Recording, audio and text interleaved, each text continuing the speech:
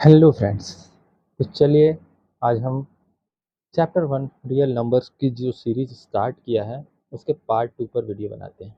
जैसे कि फ्रेंड्स आप लोगों ने देखा था, हम लोगों ने लास्ट टाइम इस क्वेश्चन पे अपना वीडियो को रोका था। ओके, कि अब जो नेक्स्ट पार्ट बनेगा वो आगे के क्वेश्चन पे बनेगा।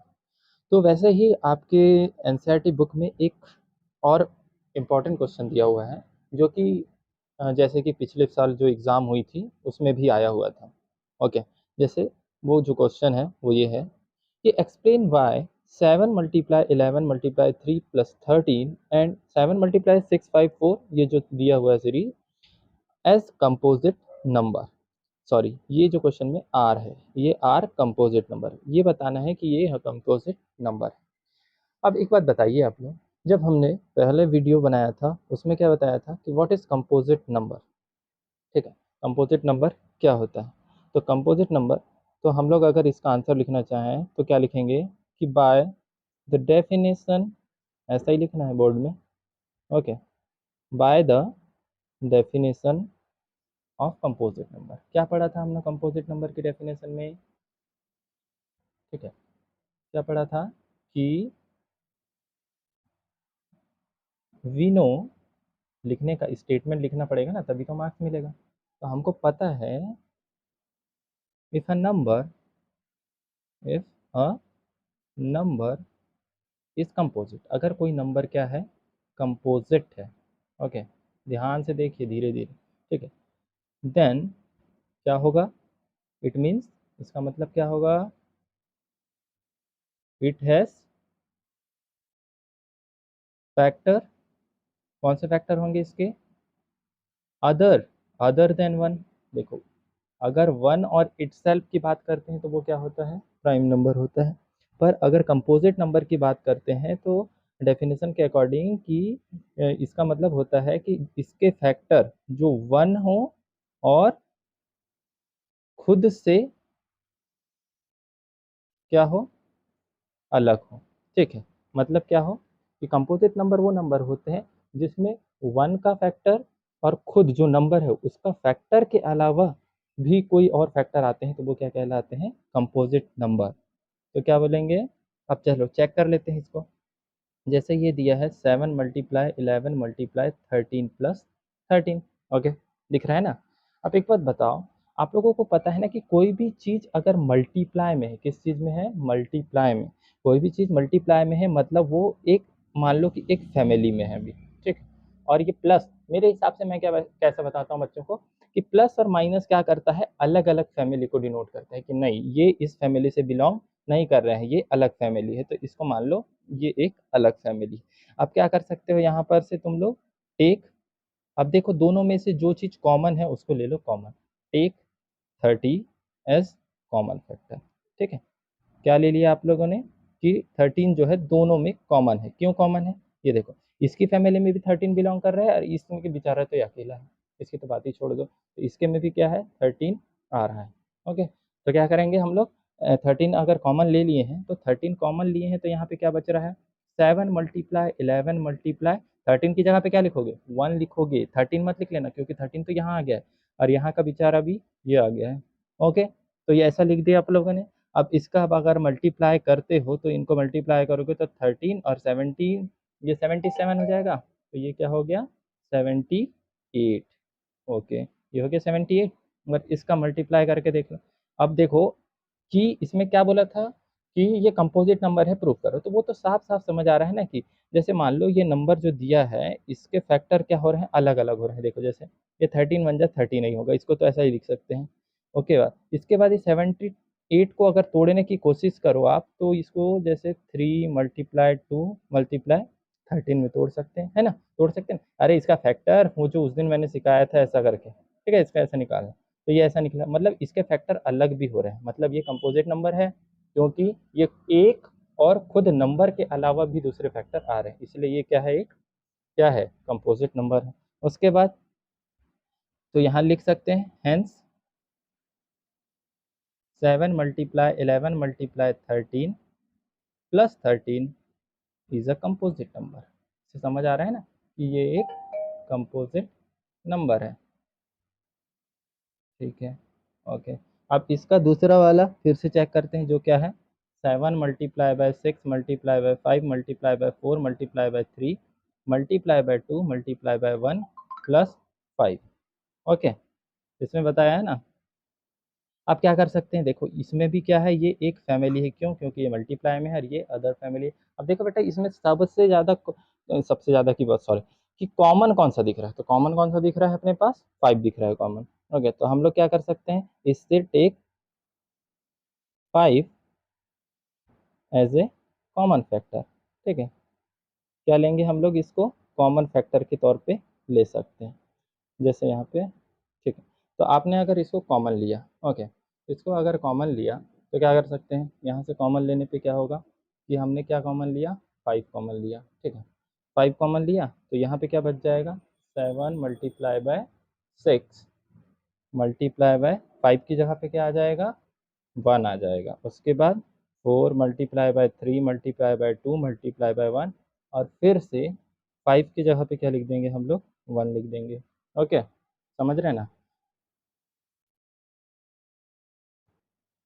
देन आप देखिए, अब क्या हुआ, इसको 5 कॉमन लिए, अब इसका मल्टीप्लाई कीजिए तो 7 6 42 और ये 12 3 जा, और ये करेंगे तो हमारा इसका मल्टीप्लाई आ रहा है 1008 और ये प्लस का 1। अब आप देखोगे तो 5 और ये 1009, तो ये क्या है, इसमें भी अलग अलग फैक्टर्स आपको मिलेंगे, तो इस वजह से ये भी क्या है, इसीलिए लिख सकते हैं कि hence 7 multiply 6 multiply 5 multiply 4 multiply 3 multiply 2 multiply 1 plus 5 is a composite number. Okay, समझ गए ना, कंपोजिट नंबर है। क्यों, साफ साफ ये याद रखो ना आप लोग कि कंपोजिट नंबर इसलिए है क्योंकि इसके वन और खुद नंबर जो है उसके अलावा भी अलग अलग फैक्टर हैं, और ऐसा होने से क्या होता है कि आपका जो नंबर है वो एक कंपोजिट नंबर होता है। ओके, अब आते हैं कुछ दूसरे क्वेश्चंस पे। तो चलिए, जैसा कि आप देख सकते हैं एक और इम्पॉर्टेंट क्वेश्चन है। ये क्वेश्चन को सबसे पहले तो मैं जो समझा रहा हूँ उस बात को अच्छे से समझिए।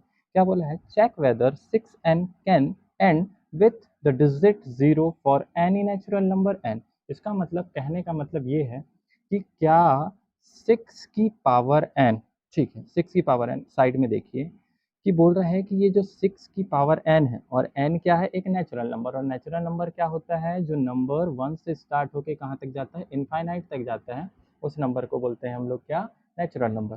तो मैंने क्या बोला, मतलब मैंने ही, क्वेश्चन बोल रहा है, ओके, क्या बोल रहा है कि आप चेक करो कि ये जो 6 की पावर n है और n की जगह हम कोई भी नेचुरल नंबर रखते हैं तो वो नंबर के लास्ट में 0 आता है क्या। ओके, तो सबसे पहली बात, ठीक है, ओके, सबसे पहली बात ये है कि 6 की पावर नेचुरल नंबर पे आप कोई भी नंबर रखते हैं तो कभी भी उसके लास्ट में 0 नहीं आ सकता। अब नहीं आ सकता तो क्यों नहीं आ सकता, क्यों नहीं आ सकता, क्योंकि अगर आपको किसी भी नंबर के लास्ट में 0 चाहिए तो वो नंबर आपका 5 से डिविजिबल होना चाहिए, मतलब उसके फैक्टर में 5 प्रेजेंट रहना चाहिए। मतलब मैं ये कह सकता हूँ कि जिस भी नंबर का फैक्टर निकालो तो उसमें अगर 2 और 5 का पेयर प्रेजेंट, 2 और 5 का पेयर प्रेजेंट है तो आपके लास्ट में 0 आ सकता है। ठीक है, बहुत धीरे से बता रहा हूँ कि अगर किसी भी नंबर के फैक्टर में 2 और 5 प्रेजेंट है तो 100% है कि वो नंबर 0 लास्ट में देगा। पर अगर आप खुद देखिए, अगर 6 का मैं प्राइम फैक्टराइजेशन करता हूँ तो ये क्या होगा, 2 मल्टीप्लाई बाय 3।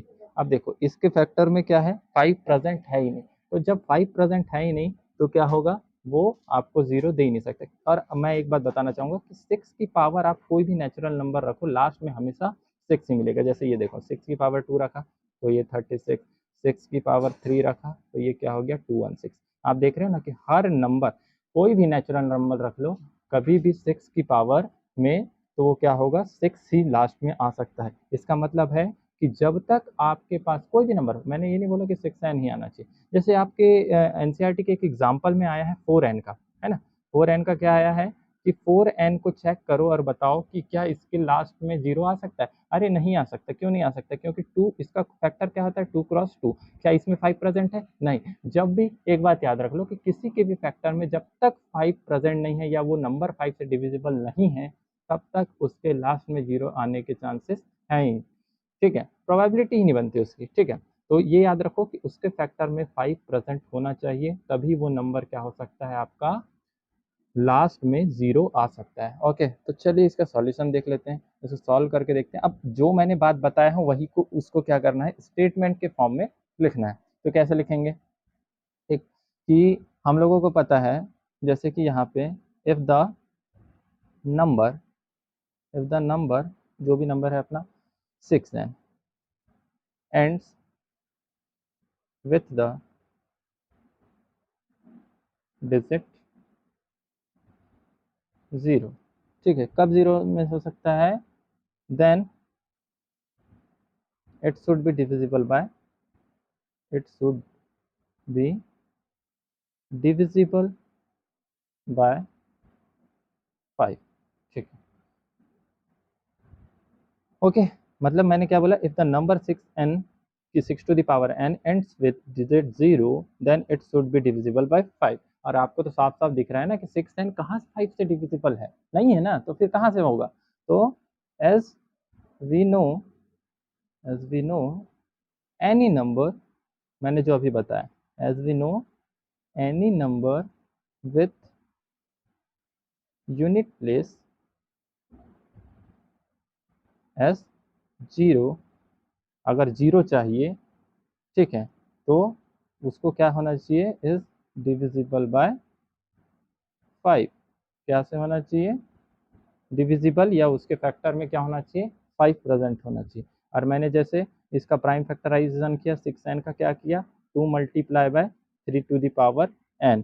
तो यहाँ पे क्या लिख सकते हैं हम लोग, देयरफॉर, इसमें तो हो ही नहीं सकता ना, देयरफॉर द प्राइम फैक्टराइजेशन, ठीक है, therefore the prime factorization of 6n does not contain, क्या नहीं कर रहे हैं, does not contain prime number. ठीक है, क्योंकि 5 एक प्राइम नंबर है। ओके, तो ये प्राइम नंबर कंटेन नहीं कर रहा है। ठीक है, तो ऐसी थ्योरी आप लोग लिख सकते हैं। ठीक है, तो इसीलिए ये क्या हो सकता है, hence it is clear that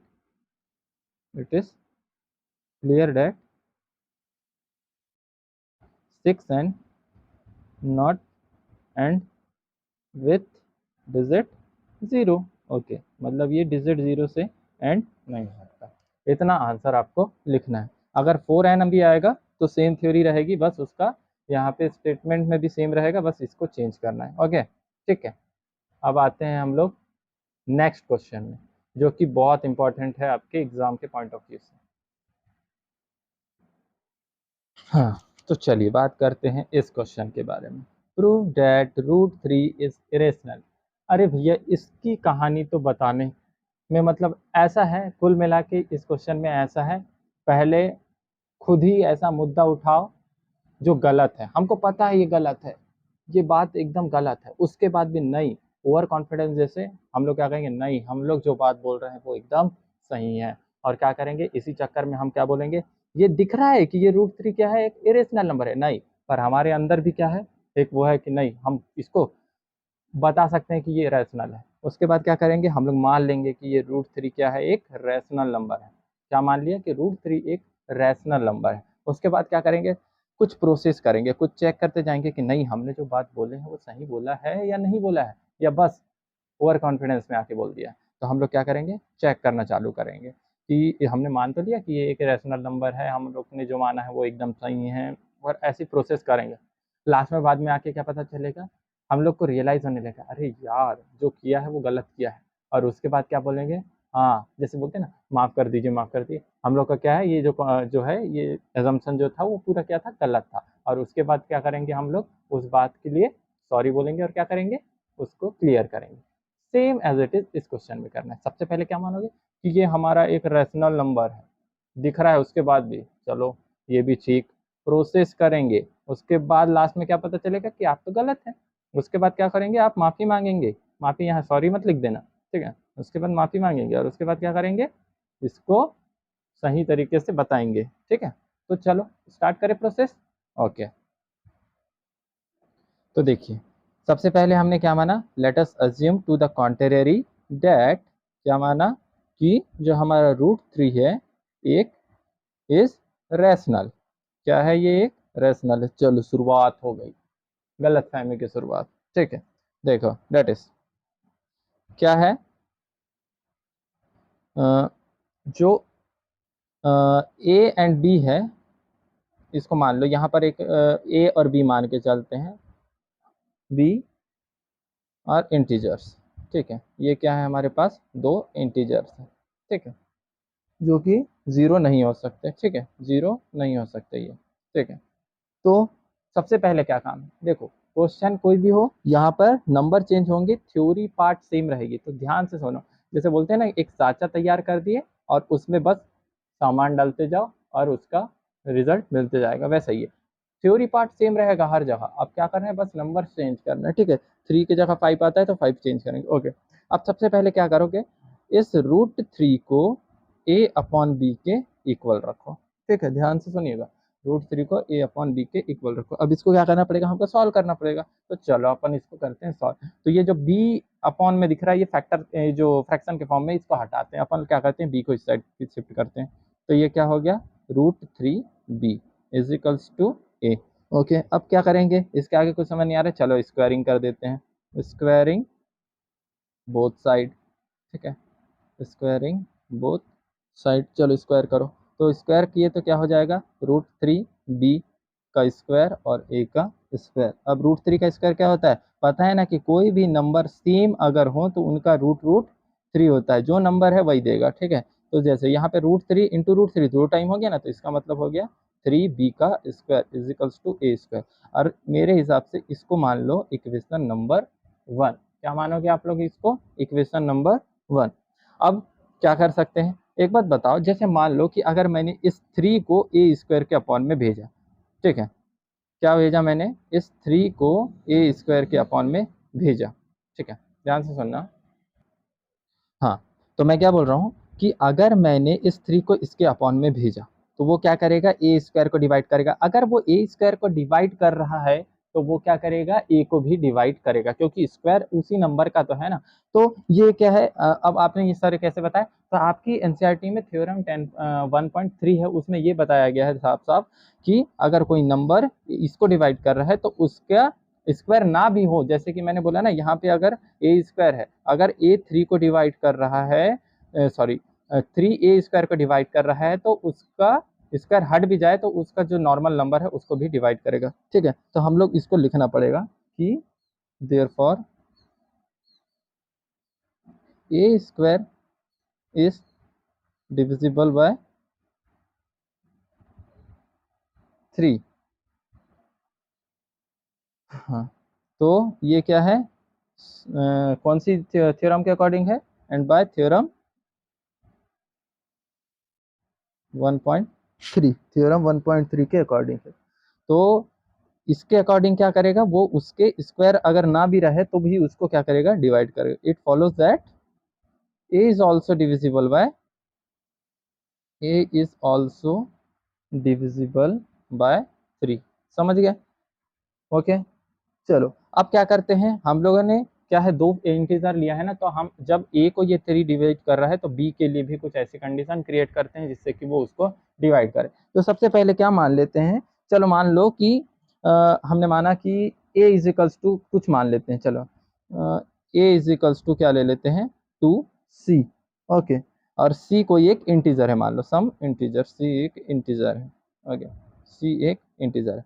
अब इसको क्या करो, पुट कर दो किस में, put in equation 1, okay, equation 1 में इसको पुट किया ए की जगह पे, तो क्या होगा, 3b square is equals to A square, ये इक्वेशन थी तो यहाँ पे पुट करो, ओके। जैसे ही पुट करेंगे तो क्या होगा, ये 3b स्क्वायर जैसे का वैसा रहेगा, और ए की जगह पे क्या आ जाएगा, 2c, और 2c का भी स्क्वायर हो जाएगा, सॉरी 2c नहीं, यहाँ पे हम लोग लेंगे 3c, क्योंकि ये 3 से डिवाइड होना चाहिए, ऐसा लेंगे ना, तो यहाँ पर भी हम लोग क्या लेंगे, 3c, ओके। तो क्या होगा, सॉरी फॉर मिस्टेक, ओके। तो अब क्या हो जाएगा इसका, ये 3b का स्क्वायर जैसे का वैसा, और 3 का स्क्वायर क्या होता है 9, और 9c स्क्वायर। ओके, अब फिर से देखो क्या हो सकता है कि हम लोग इस 3 से इसको काट सकते हैं। ओके, कट गया कितने टाइम्स में, 3 टाइम्स में, तो क्या बचेगा आंसर, 3 तो कट गया, तो यहाँ पर सिर्फ क्या बचेगा, b का square is equals to 3c का स्क्वायर। अब फिर से देखो सेम यही वाली कंडीशन आ गई ना कि a square is equals to 3b square, तो वैसे ही b square is equals to 3c square. Okay, तो इसका मतलब है a स्क्वायर के लिए भी एक बार प्रूफ किए हैं, तो b स्क्वायर के लिए भी करेंगे ना। तो b स्क्वायर के लिए करते हैं, तो देखो अगर ये 3b स्क्वायर को डिवाइड करेगा तो 3b को भी डिवाइड करेगा। ओके, ये बात सही है ना, किसके अकॉर्डिंग है, थ्योरम 1.3। तो दिस मीन्स यहाँ लिख लेते हैं, this means that b square is divisible by 3, divisible by 3। okay, so and so b is also divisible by 3। और यहाँ फिर से लिख लेना कौन सा थ्योरम है, थ्योरम 10.3, सॉरी 1.3, सॉरी ये बार बार 10.3 10.3 क्यों आ रहा है पता नहीं दिमाग में। ओके ठीक है, इतना काम कर लिए, अब आपको पता चल गया। देखो इसमें कुल मिला के यही तो प्रूव करना था, बताना था ना कि हम लोगों को ये जो प्रोसेस किए हैं ये तो अपनी जो गलत एजम्पशन ली है उसके कारण हो रहा है। तो हमको एक बार हमने बताया कि जो ए है वो इसको डिवाइड कर, ए को भी डिवाइड कर रहा है ये एक बार, और ये बी को भी डिवाइड कर रहा है। ओके, अब उसके बाद हम लोग मान लेते हैं, हाँ अब इसका मतलब है कि जो A and B have at least 3 as a common factor. ठीक है, जैसे कि हमने बोला ना कि यहाँ पर जो √3 है उसके लिए हमने क्या किया, सबसे पहले माना कि ये जो है एक रैशनल नंबर है, उसके बाद हमने कुछ प्रोसेस किया, उसके बाद बताया कि ये जो 3 है वो ए स्क्वायर को भी डिवाइड कर रही है तो ए को भी करेगी, वैसे ही ये जो 3 है वो बी स्क्वायर को डिवाइड कर रहा है तो बी को भी करेगा, और ये सब चीज़ हमने लिख दिया। ठीक है, तो यहाँ पे लिखेंगे देयरफॉर, इसमें बताएंगे ना कि 3 जो है हमारे लिए क्या है, ए और बी के लिए एक कॉमन फैक्टर है। A and B have at least 3 as a common factor. देखो ये थोड़ा सा बोरिंग टाइप का तो है टॉपिक, कॉमन फैक्टर। ठीक, तो चलिए देखिए, तो हम लोगों ने सबसे पहले, मैं एक बार आपको फिर से रिवाइज करा देता हूँ कि सबसे पहले हमने जो भी एज्यूम किया कि ये एक रैशनल नंबर है, हमको पता है कि ये गलत है, उसके बाद भी हमने एज्यूम किया कि ये एक रैशनल नंबर है। ठीक है, उसके बाद क्या किया, हमने कुछ प्रोसेस किया जिसमें हमने ए और एक बी इंटीजर का थोड़ा सा हेल्प लिया और उससे सॉल्व किया, क्योंकि बिना किसी के हेल्प लिए ये क्वेश्चन सॉल्व हो नहीं सकता था। ठीक है, तो हमने √3 के इक्वल में ए अपॉन बी लिया, कोई भी क्वेश्चन आ जाए, कोई भी रूट के में क्वेश्चन आ जाए सिंगल रूट में, तो तुमको यही प्रोसेस करना है। ओके, तो सबसे पहले क्या किया हम लोगों ने, बी को इधर शिफ्ट किया, तो क्या हो गया, √3 बी इज इक्वल्स टू ए। अब क्या किया मैंने, दोनों साइड स्क्वायरिंग बोथ साइड कर दिया। ओके, स्क्वायरिंग बोथ साइड करने पे हमको एक इक्वेशन मिल गई। ओके, इस इक्वेशन को हम लोगों ने 1 मान लिया। ओके, अब हम लोग को यहाँ पर दिख रहा है कि अगर इस 3 को मैं ए स्क्वायर की तरफ भेज दूँ, क्योंकि हमने 2 इंटीजर लिया था ना, तो हम उनको ही प्रूव करेंगे कि वो डिविजिबल हो रहा है वहाँ पे। ठीक है, तो हमने क्या किया, इसको ए स्क्वायर को 3 से डिवाइड कर सकते हैं, तो वो क्या करेगा, ए को भी डिवाइड करेगा, हमने ये बता दिया। उसके बाद अगर हमने ए स्क्वायर को बताया तो बी स्क्वायर को भी लेंगे, क्योंकि हमने 2 इंटीजर लिया है ना, तो 2 इंटीजर लिया है, तो इसीलिए हम लोग ने क्या किया, एक अनदर एक हम लोग ने खुद की तरफ से मान लिया कि ए is equal to 3c, 3c है। ओके, ए की जगह पे अगर मैंने 3c को रखा तो क्या हो जाएगा, 3b is equal to A square की जगह में यहाँ पे 3c का स्क्वायर, 3 और 3 का स्क्वायर 9, 9c स्क्वायर, 3 से ये कट गया तो B square is equal to 3 square. अब ये 3 बी स्क्वायर को भी डिवाइड करेगा और बी को भी डिवाइड करेगा। ओके, तो इसका मतलब है दिस मीन्स दैट, ये मैंने लिखवा दिया। उसके बाद देखो, therefore A and B have at least 3 as a common factor, वो तो दिख रहा है ना कि ए और बी दोनों को डिविजिबल कर रहा है, तो इसी वजह से वो इसका कॉमन फैक्टर होगा। तो देखो, but this contradict the fact that A and B are coprime. अब को प्राइम क्या होता है, को प्राइम एक ऐसा नंबर होता है जिसका, जैसे कोई बोलते हैं ना, जैसे एक नंबर है, मान लो कि यहाँ पे मैं बता रहा हूँ मैं, ठीक है, कि जैसे ये नंबर है 3 और 4, अगर मैं इन दोनों का एचसीएफ निकालूँ तो इनका एक एचसीएफ जो है वो कॉमन नंबर, जैसे मैंने बोला ना ये 3 है, तो ये 3 1 जा 3, और ये क्या है 4, तो ये 2, और ये 2 2 जा 4। देखो अब इन दोनों के बीच में अगर मैं इनका फैक्टर देखूँ तो उसका क्या है 3 × 1 है, और इसका क्या है 2 × 2 × 1। तो इनका जिन भी नंबरों का हाईएस्ट कॉमन फैक्टर अगर 1 मिलता है तो वही नंबर क्या कहलाते हैं, को प्राइम नंबर कहलाते हैं, मतलब को प्राइम का सेट कहलाता है। तो ये ए बी और क्या है, को प्राइम का सेट है। अब उसके बाद देखिए यहाँ पे, तो मैंने जो भी लिखा है गलत एजम्पशन था, उसको मैंने माना है कि this contradiction has arisen because of our incorrect assumption. हमने जो भी एजम्पशन गलत किया था कि √3 एक रैशनल नंबर है, तो हमने मान लिया कि √3 एक इरेशनल नंबर है। देखो भैया, सबसे पहली बात, जिसका भी अगर ये नींद आने वाला प्रोसेस हो रहा होगा कि हाँ इतना बड़ा, इससे अच्छा तो मैं दूसरी जगह से पढ़ लूँगा, आप कहीं से भी पढ़ो, थ्योरी स्पेसिफिक तरीके से पूरी तरीके से ऐसा ही लिखोगे तब मार्क्स मिलेंगे। ओके, समझ रहे हो ना।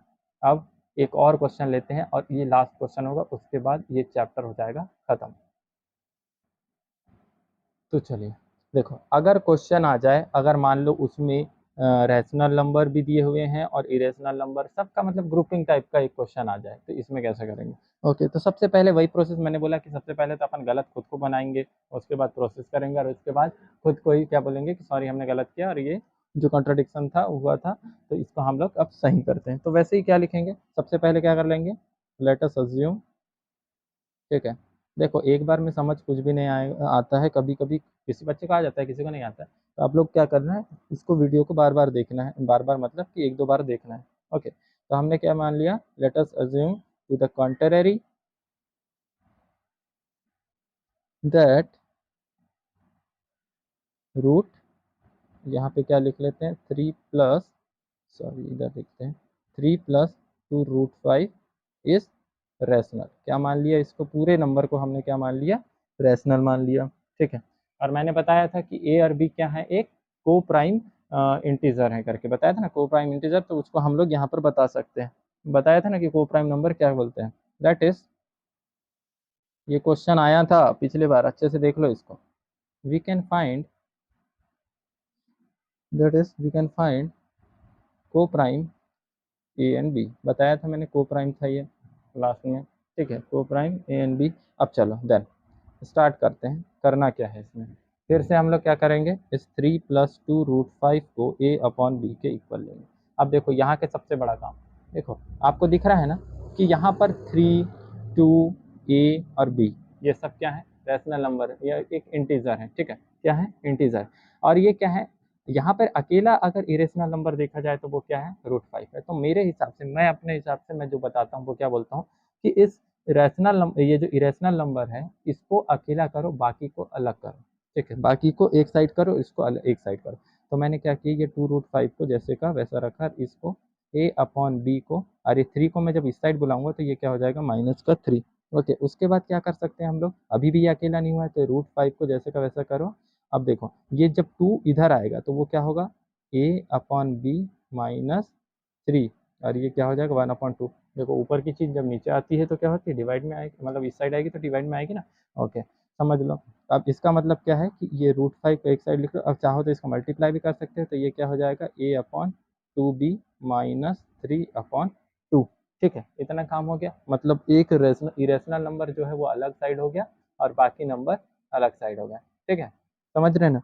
अब क्या करना है हम लोगों को, इसको अरेंज करना चाहते हो, इसको इस साइड लिखना चाहते हो या उसको उस साइड लिखना चाहते हो, ये आपकी मर्जी है, ठीक है।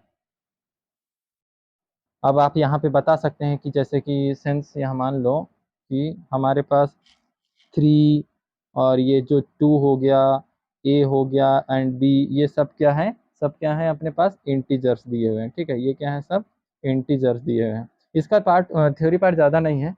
तो देखो अब मान लो कि हमने क्या माना है, किसको इरेशनल रैशनल माना है, इनको माना है, ये सबको रैशनल माना है। तो क्या करेंगे, सबसे पहले हम लोग लिख लेंगे √5, सॉरी, a/2b -3/2 इज रैशनल। अगर इसको रैशनल माना है तो एंड सो √5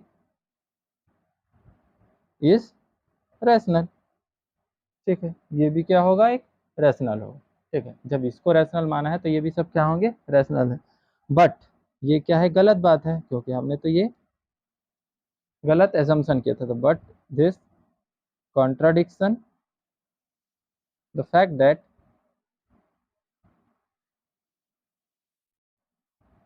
√2 क्या है, एक इरेशनल है, ठीक है। तो लिख दो कि so we conclude that 3 sorry यहाँ पे रूट 5, ठीक है। So we conclude that 3 + 2 √5 is irrational, ठीक है। ये क्या है, एक इरेशनल। ओके, और फाइनली आप लोगों का यहाँ पे चैप्टर होता है ख़त्म।